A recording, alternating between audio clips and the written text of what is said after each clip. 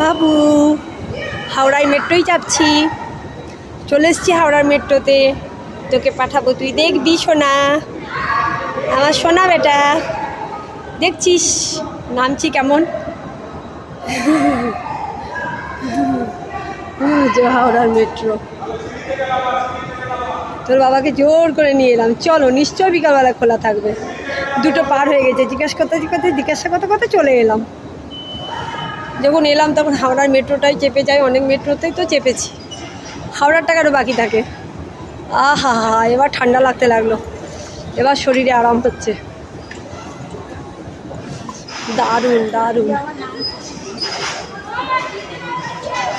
দারুণ,